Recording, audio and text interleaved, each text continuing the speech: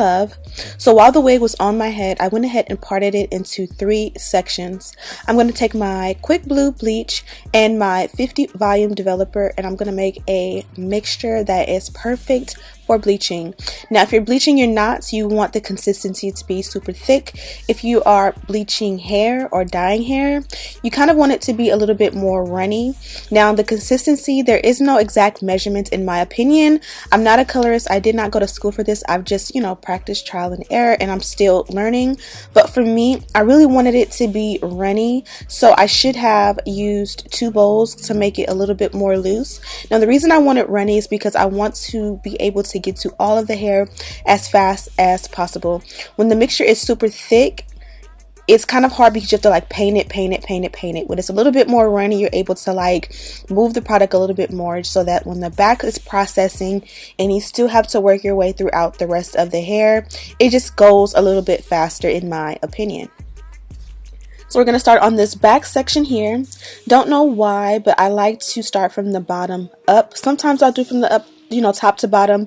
I personally am not quite sure what the, hair school way or their technique is, but this just works for me, and I kind of work in sections.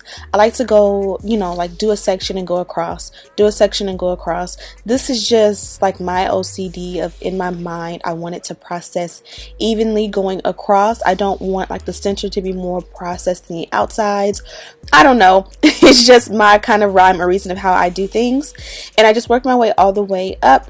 Be sure to have a brush or a comb, or use your hands, and regardless of whatever, make sure that you are wearing gloves. This stuff will burn your hands. It does not feel good. I'm pretty sure it's not good if it gets in your bloodstream. This is bleach meant for hair only and not for your skin. So I flipped it over to the back, and I'm going to do the same thing. Now in the back, I should have kind of left the roots I should have basically not put the bleach on the root, just because the root did get really blonde in the front and the back. You're going to find wherever you have lace, that part of it always gets more dyed. The rest of the hair in the center is on a weft, so I think it can handle the bleach a lot more when you hit it at the very top of the weft. But if you have single strands on lace, they really get blonde. In some spaces they were almost 613. So now I'm working on that section, that second section in the middle. I did that one off camera, but I kind of divided that into 2 sections as well.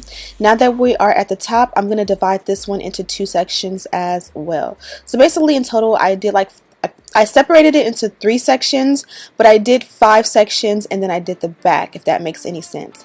So here at the very top, I'm going to start at the top and work my way down.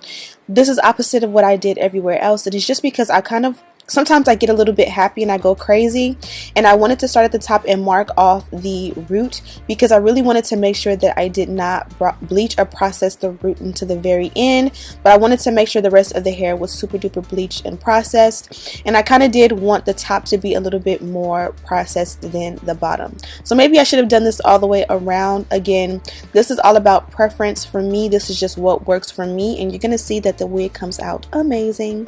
So now that I've bleached all of the hair, I'm at the top, and I'm just holding the brush upward, and I kind of just stipple it, or feather it onto the front, just so that it can kind of create a feather. I don't want a sharp or harsh line, but I kind of want there to be a slight peak of a dark root just to help it to blend with my skin a little bit better.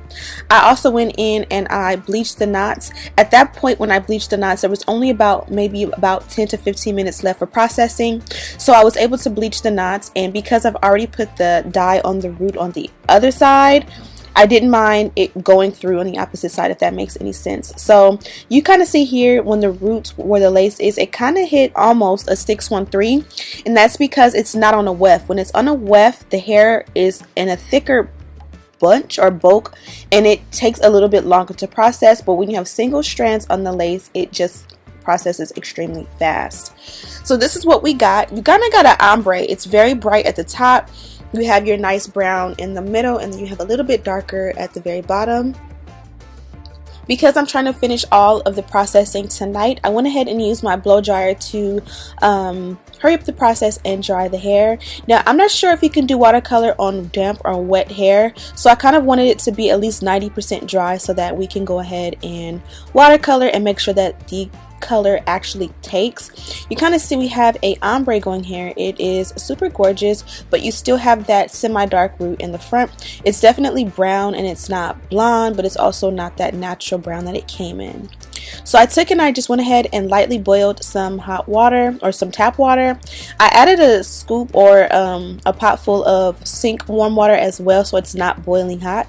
I also did not let the water boil completely. I just let it get really hot over the stove.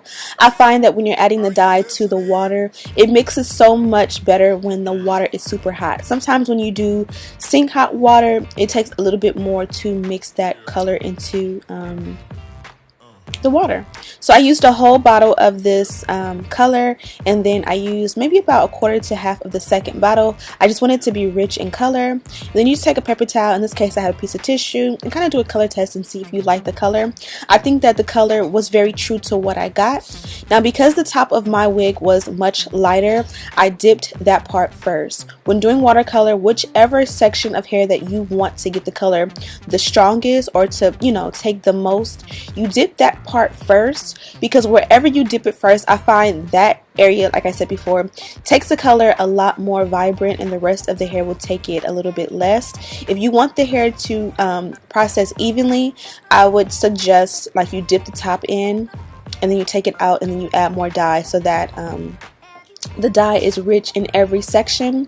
Now, the great thing about watercolor, it pretty much colors instantly. Now, I off camera kind of went through and made sure I got all the sections in the middle, because if the hair is not spread out, there will be sections of blonde still left or brown. And another great thing is that it does not color the lace. So my lace is still the color that it came from Eon. It does not get orange at all, and you guys can see I have a really nice dark, semi-dark root, just so that I can kind of make it blend with my skin even better. Now I went ahead and washed it with purple shampoo one time. You can see the top left corner, and then I let it sit with the silicone mix. There was one slight area right there where I just showed you guys. It kind of is still semi-blonde, but you can't even tell.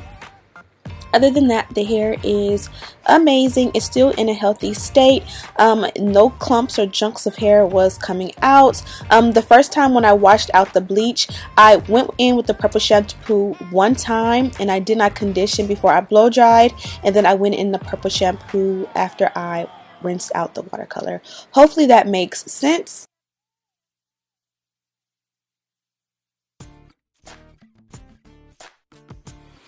Okay, so this is what the hair looks like in its natural state. No problem.